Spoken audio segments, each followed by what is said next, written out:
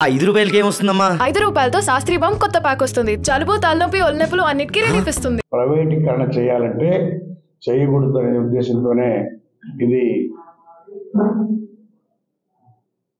ఆంధ్రుల హక్కు, విశాఖ ఉక్కు అని చెప్పనే నినాదంతో వాళ్ళు పోరాటం జరిపారు. ఆ పోరాటమే తెలిసి మూసేసినా కానీ మళ్ళా మా ప్రభుత్వం వచ్చిన తర్వాత చంద్రబాబు నాయుడు కార్మికులందరూ కూడా ఉద్యోగ అవకాశాలు కల్పించాలనే ఉద్దేశంతో మళ్ళా ఆ ఫ్యాక్టరీని తెరిపించి ఈరోజు కేంద్ర ప్రభుత్వం కూడా 11,440 కోట్లు రిలీజ్ చేసింది. ఇంకా కూడా మా నాయకుడు తెచ్చి అభివృద్ధి చేయడానికి ప్రయత్నాలు చేస్తారని చెప్పని కూడా తెలియజేస్తా ఉన్నాం.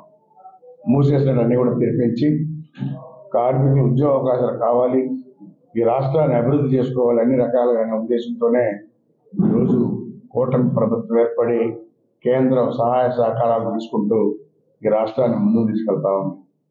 గత ప్రభుత్వంలో జగన్మోహన్ రెడ్డి అన్నీ కూడా ఆయన సొంత ఆస్తులుగా ఏర్పరచుకొని మూసేయాలని చూసినటువంటి వ్యక్తి ఎవరంటే జగన్మోహన్ రెడ్డి. ఆయన సొంత స్వలాభం కోసం ప్రయత్నం చేసుకున్నాడే కానీ ఈ రాష్ట్ర ప్రయోజనాల కోసం, ప్రజల కోసం ఎక్కడ కూడా ఒక అభివృద్ధి పనేట్టు చేయలేదు. ఎక్కడైనా చేసినా అంటే మేము ఛాలెంజ్ చేస్తున్నాం, చూపించమని చెప్పండి.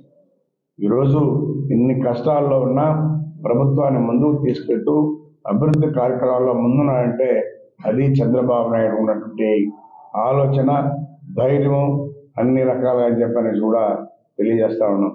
అందుకని మా నాయకుడికి ఆ భగవంతుడు ఆయుర ఆరోగ్యాలు ఇచ్చి ఈ రాష్ట్రాన్ని ఇంకా ముందుకు తీసుకెళ్లాలని చెప్పని కోరుకుంటున్నాం. ప్రభుత్వం మారిన తర్వాత జగన్మోహన్ రెడ్డి ఆపాడు, మేం కాదు ఆపింది.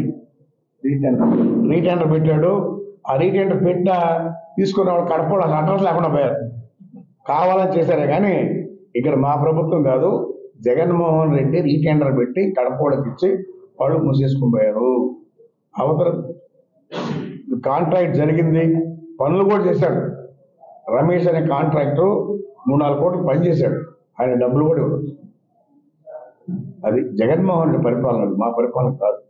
మళ్ళీ ఇప్పుడు స్టార్ట్ అవుతుంది.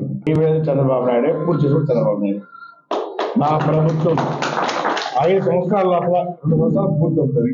మరిన్ని వీడియోస్ కోసం ఛానల్ ని సబ్స్క్రైబ్ చేయండి. లేటెస్ట్ అప్డేట్స్ కోసం వాట్సాప్ ఛానల్ ని ఫాలో అవ్వండి. ఆ లింక్ డిస్క్రిప్షన్ లో ఉంది.